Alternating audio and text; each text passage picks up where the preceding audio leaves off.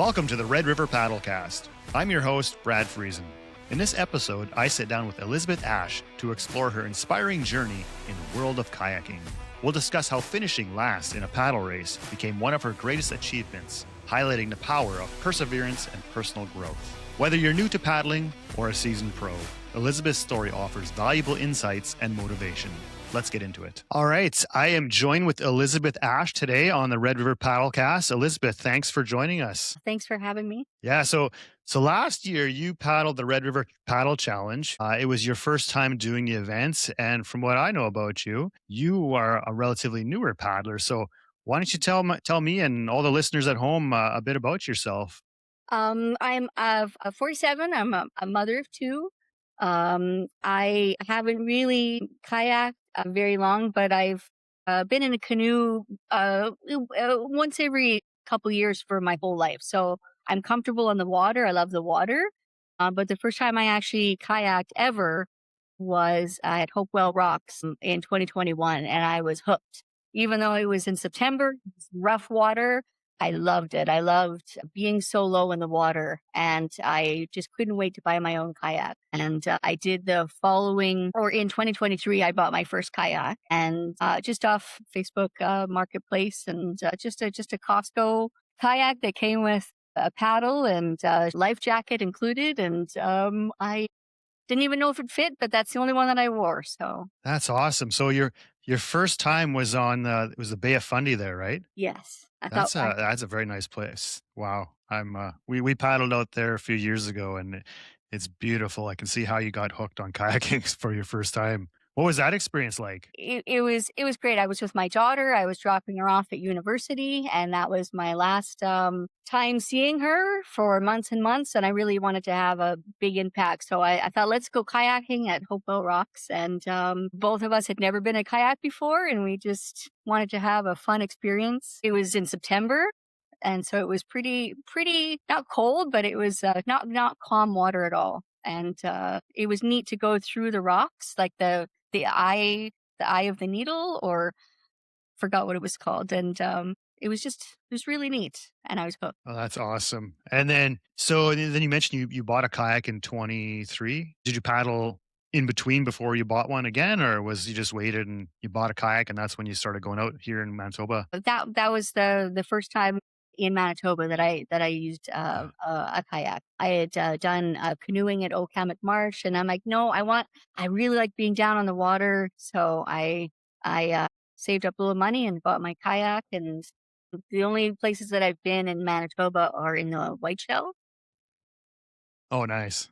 and only about like 6 or 7 times. Like, yeah, Ever? ever, yeah. Wow. So you were where in the Whiteshell were you going to paddle? Because the Whiteshell is so amazing. There's a lot of very nice lakes and rivers there, and it's relatively accessible to Winnipeg too. Short drive away. Otter Falls, I had a campground a site there, and that's my favorite place because it's just lots of little places to go in and not see anybody, and I'm all by myself with the lily pads, and I like that. Sounds nice. And then I gotta ask. So last year, 2025, you signed up for the Red River Paddle Challenge. You signed up in August, a little late to one of the later signups, being the events in September. What drew you in? What made you how'd you come across the event and what made you decide to sign up and give it a shot? I joined Kayak Manitoba in August, and on Facebook, and it was the first one of the first posts, and I thought, oh, that's really neat. I'd never heard of that, and I'd never been on the river before. And I thought, why not? I knew it was going to be probably the biggest thing I've ever done, and I just wanted to.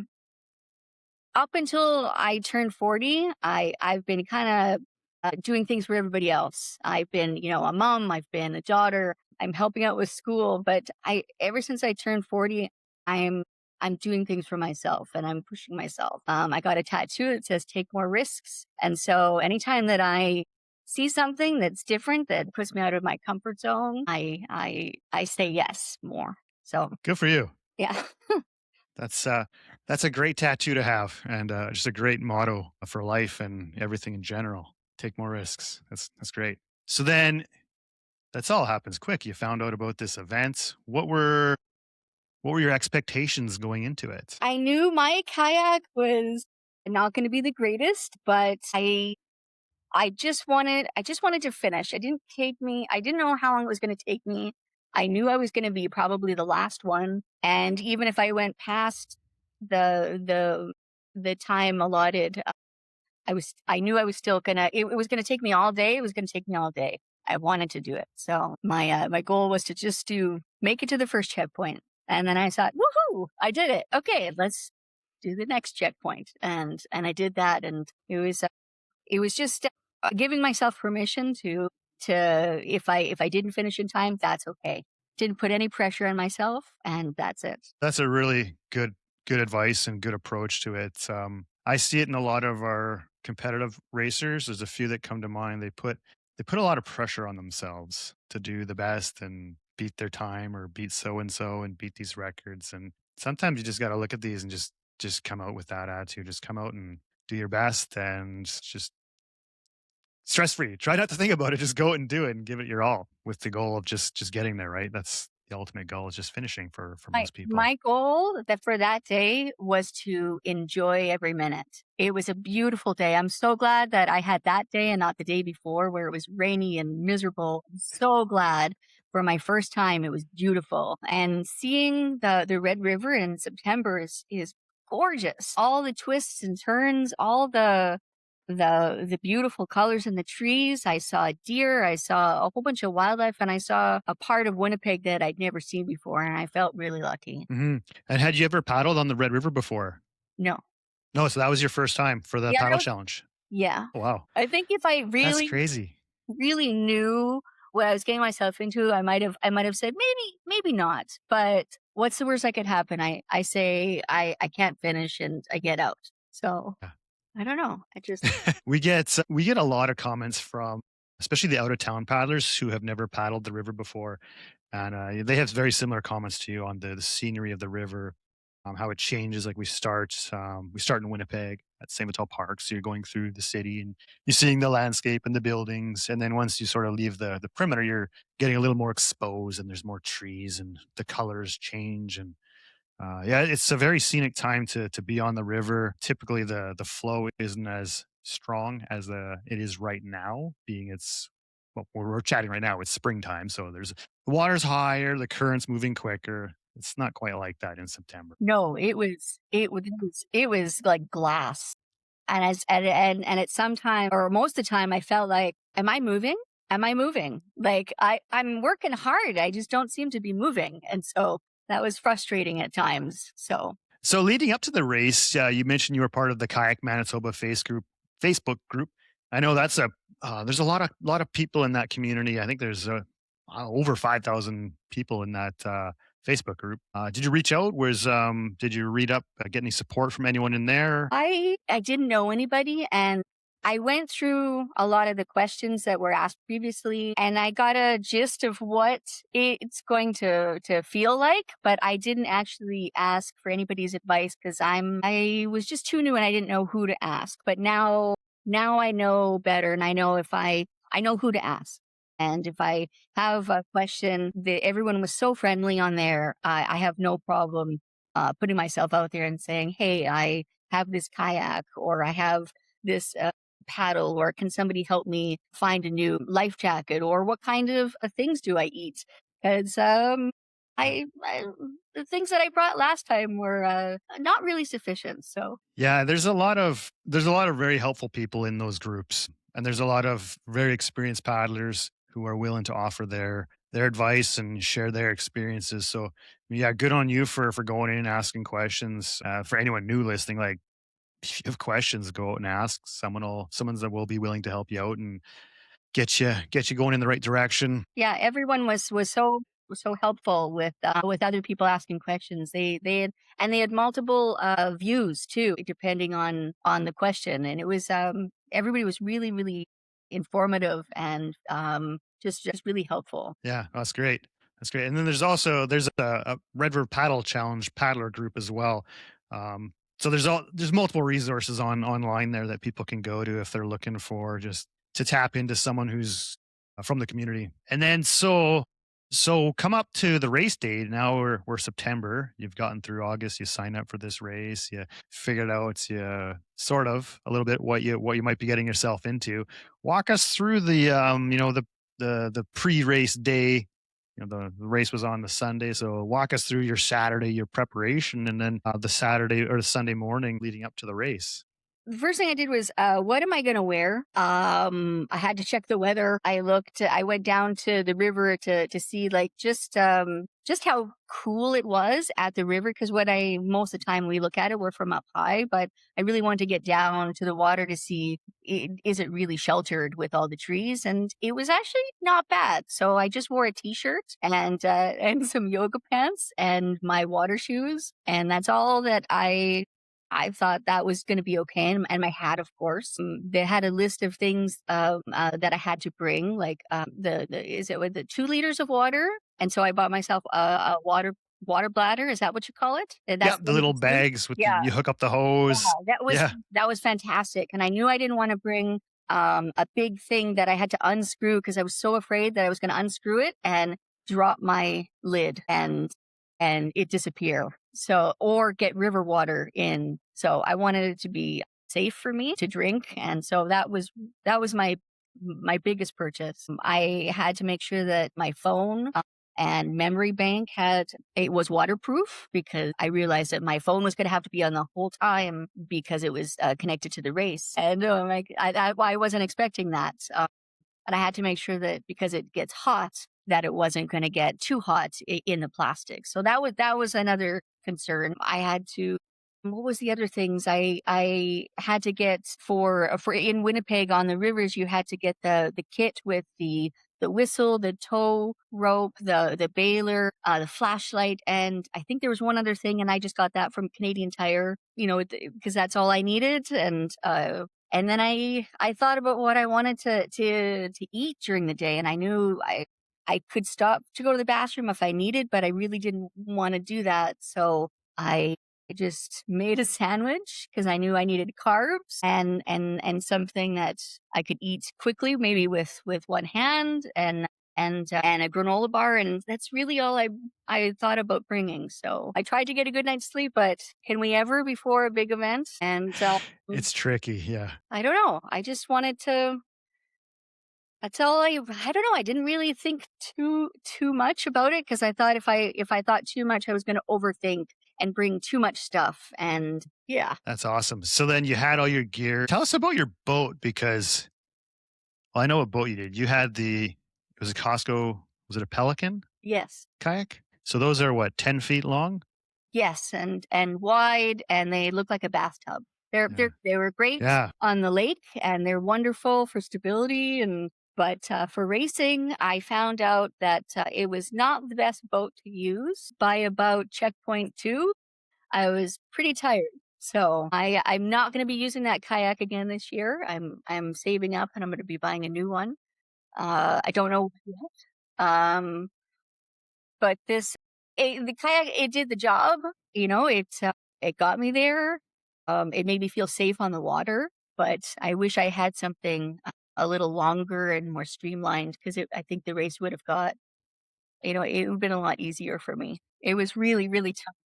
Good on you for doing it in one of those boats. I think it's got to be one of the hardest kayaks to do the race in, just given their shorts, so they don't track straight, and they're not meant for doing a long distance paddle. So we get people every year doing them, and I'm always just amazed, and it's so impressive to see someone finish a race in that boat. So good on you, and I can't wait to see you coming back again this year in a different boat because I know you're gonna be quicker for sure now that I you've done the hope so. race once, you know what to expect, and in a quicker boat.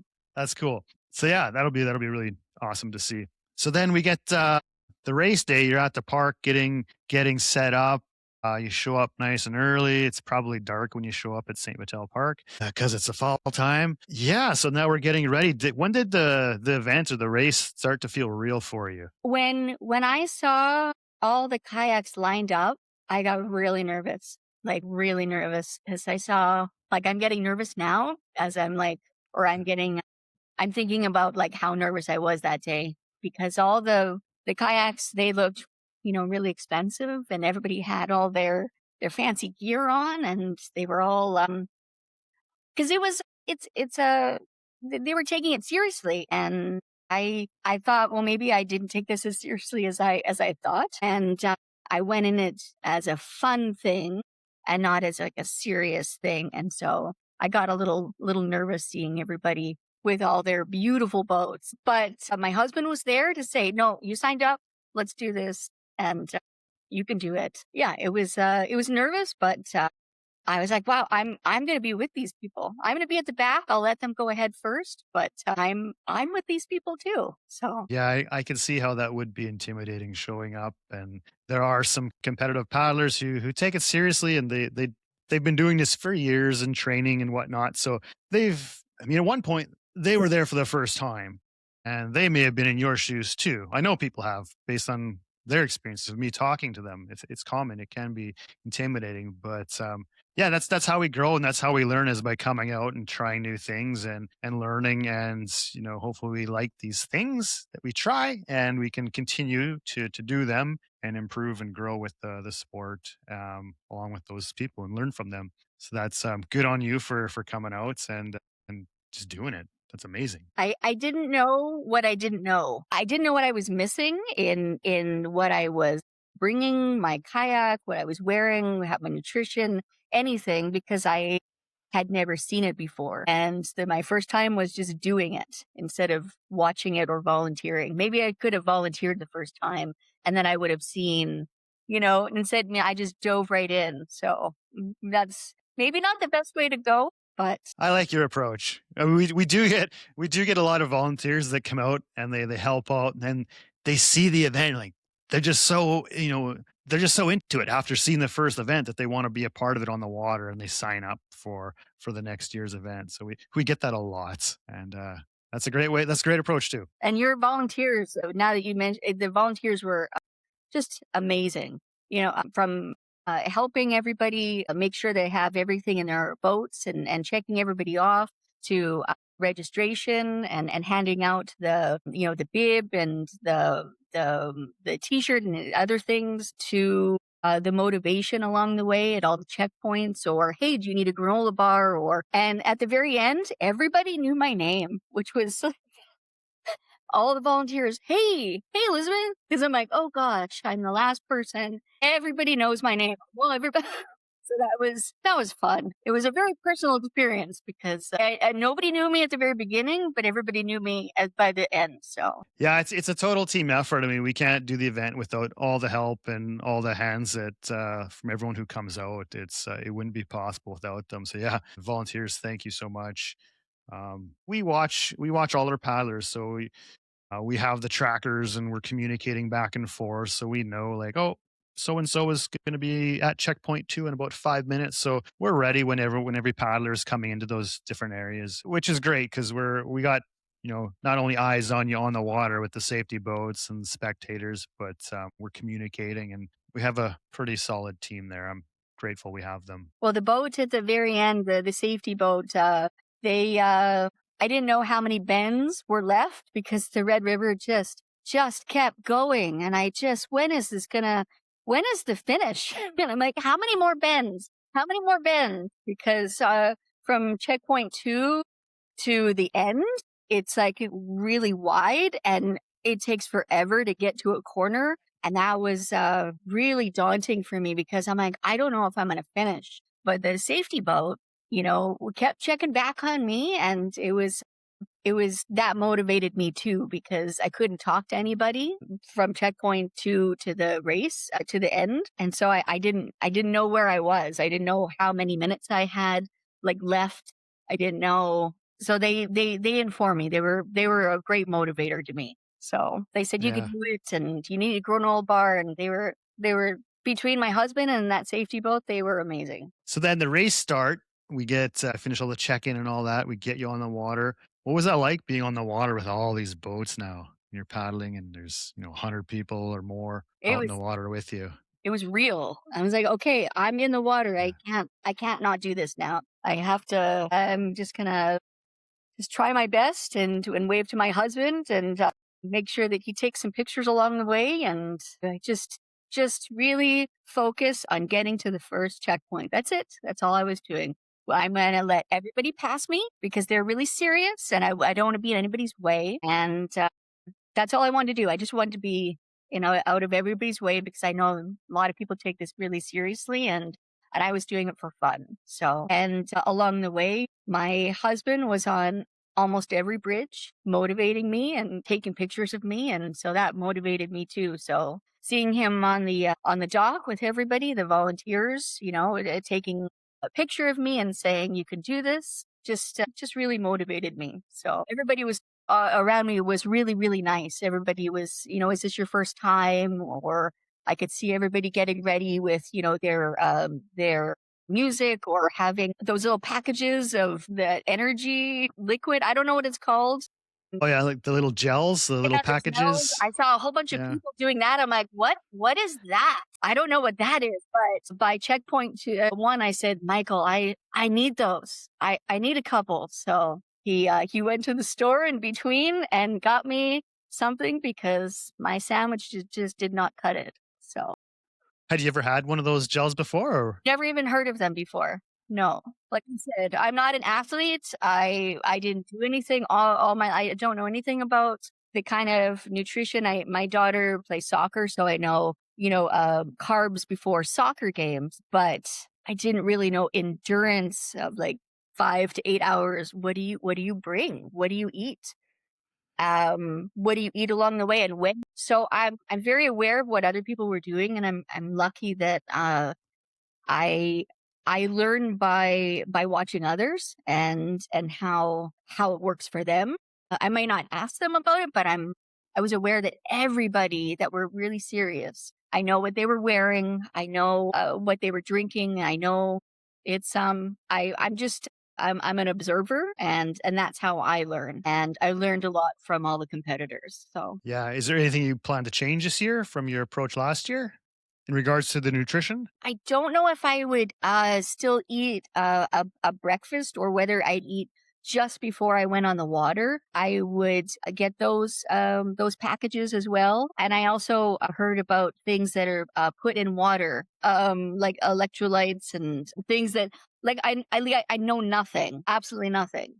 I'm a person that I may be overweight, but I'm a really healthy person, and I don't like taking things that I can't pronounce what's in them, and so I have a hard time taking supplements and things that maybe professional athletes do. But I can understand why they take them because it was really tough without energy to finish the race. I was exhausted. Yeah, water itself. I mean, there's no calories or nutrition in water. I mean, you need water for your body to move and all your joints to function, but you still need the calories to come in because you're going to be burning through so many every hour. A lot of people they use the like the liquid nutrition, making sure they're getting their electrolytes in their water.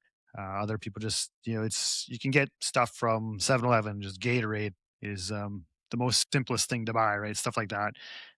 But then there's all the fancy stuff that all the athletes are using, the different from like Hammer Nutrition and Infant Nutrition and all these major brands that it costs a lot of money, but it's full of all sorts of, like you say, ingredients that you can't pronounce. But there are benefits to it for sure, and um, there's so many options out there. It's not something I would use every day, but for a race of 44 kilometers down the river, I really valued those, and it's not something I would. I know what it did for me, and I was happy that I had it because I don't know if I would have finished. I would have had no energy, and yeah. I'm gonna research a little bit more on like what's best for me. I just don't like a lot of sugar. I don't have sugar in my diet. I don't really drink pop. I don't have Gator. I don't like sugar, and so I found it really hard to find stuff that wasn't so sugary. Everything is sugar, sugar, sugar, and for my body, I sugar doesn't really react well to me. I don't like it. So it was hard for me to find something that I could eat for energy, but not have it full of sugar. Yeah. And on the other side, if you don't want sugar, then have something that is made with non-sugar. And I don't like those either. So I have a few months to figure it out, and I'm going You to do, ask yeah, advice yeah. on Kayak Manitoba because I'm going to ask questions this time. There's a big thing too with the nutrition. Is everyone's different. What might work for one person might upset another person. So if you're going to be going and experimenting and trying out new things, I highly recommend trying it while you're paddling before the race, just to make sure that it works for you. And then when you get the day of the event, you don't want to find out halfway down the Red River that you're now this supplement or this food you took isn't agreeing with you. Thinking back now to last year's event, what were the toughest moments or moment for you during your challenge? Oh, 100% from the second checkpoint to the very end. I it was the when the Red River opened up and it was really wide and it wasn't nice and curvy and you can get from one curve to another really quickly. It was really hard for me to know how long it was going to take to get to the next bend in the river, and my motivation just really dropped. And if the whole challenge was like that, I don't know if I would come back, but two-thirds of it is just gorgeous, and I really enjoyed the city part. But as soon as it went past the perimeter, it was tough for me. Other people might enjoy that more because it's more open, but for me, I found time just went so slowly because I felt like I wasn't moving anywhere. So that was the toughest part for me. Yeah. So what kept you going when it got hard? Having music really helped. Having and then having the people on the safety boat knowing my name and you can do it. And I didn't see anybody other than a mixed canoe, and that was it. I just saw everybody at the beginning, and then I never saw any other competitors for the rest of the race. So it was literally just me and this other canoe, and I saw them. And as long as I saw them in my path, I knew it wasn't the end yet, but it motivated me. So having one other person ahead really, really helped. So, Yeah, they kind of show you the way, I guess, as long as they're going the right way, if you can see them. And it's funny. I mean, you're not alone out there. Like we can watch all of our paddlers on the tracker, and you might have been at the last one, and you may not have seen other paddlers, but there were other paddlers, and they weren't really that far ahead of you. Maybe but a few I minutes, could have, 5 minutes or so. You can't, yeah, because the river turns, you can't see. And when you come around the corner, they've gone around the next corner. So you're never going to see them. but that but also but they are out there. it was helpful as long as I saw one person, but I didn't need to be with the pack. I didn't need to be up because remember I said I just wanted to finish. I didn't need to be up with anybody else. I said somebody has to be last constantly. Somebody has to be last, and it'll be me today, and I'm cool with that. And just wanted to finish. That's it. Finishing is the goal for most people. And we get not all the time, but most of the years there we get a lot of people that just they can't finish for whatever reason. I know in some years we've had just really challenging conditions, so that can play a part of it too. Last year on the Sunday, day one of the event was a little more spicier, as I call it, a little rainy and windy. Sunday was nicer, but it can get if we get the wind is what's going to kill it for most people. A strong headwind, just paddling into that can be hard. The waves get bigger. Yeah, it's we got to go with what we're given on the day, though. And if I had got the weather of the day before, I know I probably wouldn't have finished. So I bow down to the people who not did it for one day, but did it both days and longer the first day in worser conditions. I don't know how they did it. I have no idea how they did that. So I don't think I'll ever do the full 2 days. Uh Never say never. but it's a goal, I guess. I just wanna finish my Sunday from this year. That's it. That's long enough for me. Yeah, it is. It is. It's a long way to go. So you mentioned the river's turning, and I'm quite familiar. I've paddled the route many times, so I know that last big turn coming. It's a big right turn, and you're coming, and you turn that corner, and there's the finish line. What was that like for you when you came around that final turn, knowing the end is in sight? I'm thinking about it right now, and I cried the entire way. I could hear everybody cheering, and I was like, I'm there. I'm just, and I said, I'm really proud of myself the whole way. I said, just keep going. I was exhausted. Oh my God. It was so exhausting. And that final, like, I know I could see you guys, but I'm like, how are you not getting closer? I don't understand. Like, I'm going as hard as I can, but it felt like quicksand. But I finally got there, and I'm like, I said, like, I think I said, I was just so proud of myself. Sorry. No, it's okay. I, but I was so exhausted that you guys had to help me out of my boat, because I don't know if I would have had the energy to get out by myself. So I, just so appreciative of, everybody cheering me on, and, having my husband there. It was, it was just something I'll always remember, and, and I'm just really proud of myself. Yeah, you should be. That was no, that was such an incredible performance. And seeing you just come into the end was, everyone was up cheering. A lot of teary eyes just from people, just emotional watching you come in. It was incredible.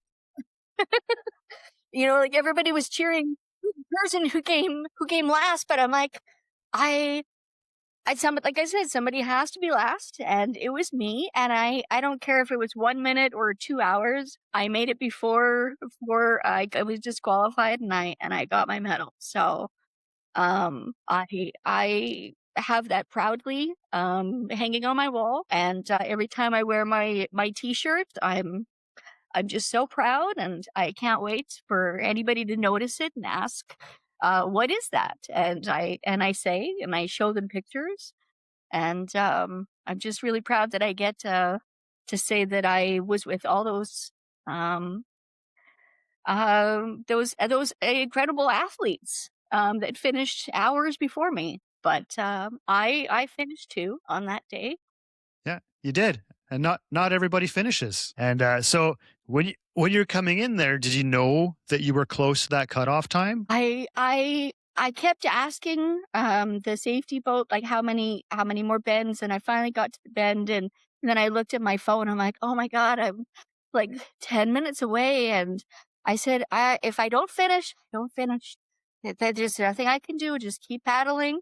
Like Dory from Finding Nemo. Just keep swimming. Just keep swimming. I just keep paddling, and that's all I could do. And it's silly in the scheme of things. It's a race, on the water, and I'm just as proud as someone who finished first. We're equally as proud, but we're proud for the different reasons. So I don't know. I don't have to stand on a podium to be proud. So No, you don't. And that's the thing. Like, just getting through this, everyone has their reason, their why for doing these challenges, and it's different for everyone. But it just finishing something like that is a huge accomplishment. And so, I was there when you came in. I helped you out of the water, and I was trying to film it, and I just put my phone away because, like, I can't do this. I gotta come, like, help you out. And it was just, yeah, it was so cool. I love, like, I'm a competitive paddler myself, but I love the back end of the race. It's just where people who've never done this before, they've never experienced it before. I can remember my first time finishing one of these challenges, and it felt really good. It's a big accomplishment, and just to be there for other people and experience that is, it's special. Anything else that about your finish line there that you want to share? um no, I everything about the finish line was, I was just tired. I just want to say how hard it would have been without support that day. And, like, if I can give any advice to anybody, yeah, you may not finish, or you may finish, but you need someone there to to witness that. And you need a partner or a friend or somebody, to help you with the kayak, get in the water at the very beginning, or to take pictures of you on the bridge like my husband did, and say, keep going, you have so many more minutes till checkpoint. Or at the very end, he knew I was going to be wet because I was paddling hard, and there was absolutely no rhyme or reason to my paddling. It was just chaotic at the very end, and I was totally soaked. And I think somebody said that it's like, can't believe like how it's like I was swimming. That's how wet I was. And my husband thought ahead, and he brought a towel for me sitting in the car, and he just took care of everything, and lifted up just put everything away. And it's just really, he got supper, and he took pictures, and he was just to have someone beside you, whether it's a friend or a family member, or the volunteers. It's just, you can't do this alone, and it's nice to have someone to share it with. It sure is. Yeah. So did finishing this race, did it teach you anything about yourself? Yeah, that I can do anything. I may not be the first, I may not be the best, I may not do it again, but at least I did it once, and I know I could do it. I used to be the person that never ever ever tried anything new. I never joined anything. And ever since I turned 40, everything I could possibly do, I try. Everything from any of the workshops that are in Winnipeg, I say, oh well, let's try that, or let's try this. I may not be the epitome of an athlete at 5'1", 220, but I'm pretty darn strong. And You are. and the fact that I didn't really hurt the next day, other than like a little bit. I had a couple little um like chafing marks on my arm because I wore the wrong shirt. But other than that, I think other people would have been in bed for a couple days because of their sore muscles, and I wasn't. I had a really good night's sleep, and I felt like I had gardening, for too long the night before. But for the most part, I did that without needing, massages or Tylenol, or anything else that other people do to recover from something. So I'm proud of that. So you're coming back this year. I know you signed up. You signed up late last year, but this year you were one of the first people. Opening day, there's Elizabeth signing up for the Red River Battle Challenge. Absolutely. That's great. I'm glad you're coming back. When did you decide to come back, and what made you decide to take on the challenge again? I decided to come back September 22nd of last year. Oh, wow. That soon. I was like, I can't wait for next year. I bungee jumped in Whistler a few years ago, and as soon as I did it, I wanted to do it again. And I had such a great time, even though it was the hardest thing I've ever done outside of childbirth. It was. And just how I felt after, and how I feel every time I look at my bib that's on the wall, or every time I wear my t-shirt. Oh yeah, number 24. Yeah. My daughter put that up on the wall the day after, and it made me proud that that's where moms put the kids' art up on the wall, because we're proud of them. And she was proud of me to put it up on the wall. So motivates me to say yes more. So You have a great kids there. That's amazing. So coming into it this year, I know you mentioned you're looking to buy a new boat. Are there any other changes you're looking to improve on, or do things differently? Everything. I'm just gonna. I'm gonna have my husband. He was fantastic. My daughter said that she'd come this time to be on all the bridges as well. I'm gonna look more at nutrition that works for me, and talk about go to different places, maybe something like Wilderness Supply and get advice, or a Kayak Manitoba, because that's the thing that really, outside of weather, that you need. Like you can only go as far as you can, but weather's going to stop you, or you can only go as far as you can, and if you have no energy, like that's and I don't want that again. I don't like not feeling in control of my body.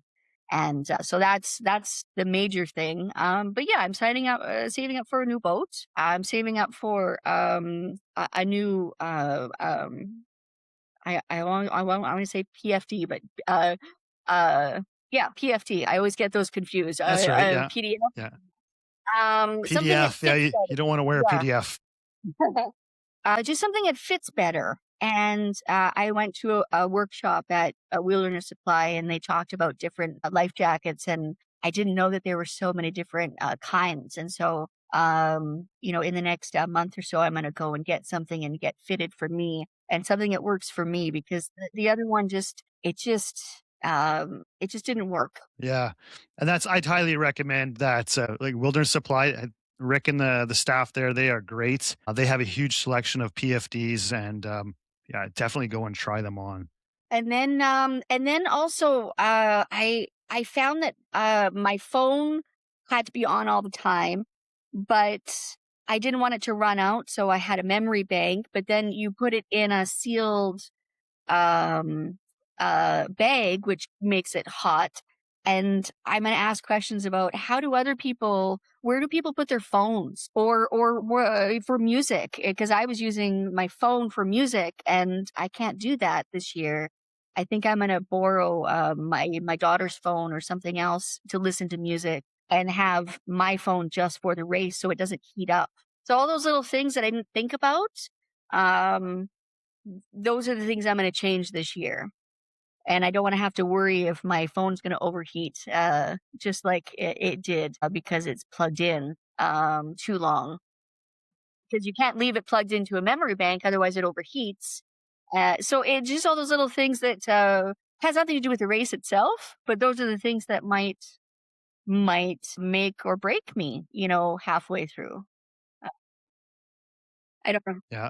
Yeah, that's all good stuff. I mean, you learn from your past experiences, and like you say, like you're going to reach out and ask questions. That's You also learn from the experiences of others. That's great to do it. So what would you say to someone who's on the fence about signing up for the paddle challenge? First of all, do it now because it's early bird pricing. And if you want to save a few dollars, you need to do that like right now. So if you don't wait, and then practice. You have lots of time to go on the white shell, just to have a nice big lake to. I really wish that I would have done um, some smaller. It doesn't have to be the 44 kilometers, but go out to see how far you can go, in 20 kilometers, just to give yourself an idea of just how long it might take you. Because don't do what I did and just sign up and not know how long 44 kilometers is on a kayak on a river you've never been on. Do a little bit more homework than that, and ask somebody, hey, would you want to go out? I want to practice for the challenge. Can you go with me and see how far we can get in so many hours, or how long it would take for me to get from Saint Vitel to the canoe club, that just to give a sense of whether I can do it. And also to get a life jacket that fits you properly, because I had marks on me at the very end of the day, from not having a proper fitting life jacket. It was too tight, and I can't stress that of all the things that really hurt. I even have Mhm. a mark that's still here from last year, because it was so tight, and I just didn't know any better. So, either go to a store like Wilderness Supply, or Winnipeg, or Kayak Manitoba, and ask what their favorite life jacket is, and then try on a bunch, because it has to be comfortable enough for you to paddle for like 5 to 8 hours, And don't forget to take pictures before and after. I really, really, really can't stress, especially women. We don't take enough pictures of ourselves to document the before, like what the before picture was. And I'll send you a picture of what I look like after, and just how proud I was with my medal. I was soaked, and I was. It's amazing what a one picture can do for you. It can bring you back to that day, and all the photographer that took pictures of everyone. They did a fantastic job. I was so happy to see everybody in documented in that drone um video. Oh, the video, Yeah. yeah, yeah. That was really neat, and then also some really good photos throughout the day of us working really hard. I really appreciated that. That was I was unexpected, and I didn't know that someone was taking a picture of me. I would have smiled. I was too focused. Just keep going. Yeah. They're capturing the true essence of the paddlers, not knowing that the paparazzi are out on the course. And then also ask lots of questions, Yes, yes. So, and if anybody wants to, get in touch, I'm on Kayak Manitoba. Just send me a message if you're too shy to ask, the group, because that can be daunting. But really, everybody on there has been very helpful, and actually, anybody that I've ever talked to, whether it's at a store or with you or on the Facebook group, everybody's been really helpful. That's great. And that's some really solid advice you have there for anyone listening. There's a lot to take in. There's a lot to learn. That's all really good advice. Um, and I want to thank you for just taking time out of your day to share your story and your experience with the paddle challenge. I think it's going to inspire people out there that are maybe on the fence about doing the event, and hopefully we can get more people out. I think your story is going to help encourage them to get out and come paddle, and I think we're going to see a lot of new faces out this year. And I'm really looking forward to it. So I'm looking forward to seeing you again, Elizabeth, at the start and also at the finish line. And of course, always looking forward to seeing new faces out there. So Elizabeth, thank you again for taking the time today. Thanks for asking me. It was nice to relive the day last year, and I can't wait to do it again this year. Thank you for joining us on the Red River Paddlecast. A special thanks to Elizabeth for sharing her incredible journey and insights with us. I hope her story inspires you to embrace every challenge with courage and determination. If today's conversation inspired you, there's no better way to experience the Red River than by being a part of the Red River Paddle Challenge. Whether you're taking on the river for the first time, paddling with friends, or racing for a personal best, it's an unforgettable day on the water. Early bird registration closes on June 30th, and prices go up July 1st. So act fast to take advantage of the discounted rate. Visit our website to register. I can't wait to see you there.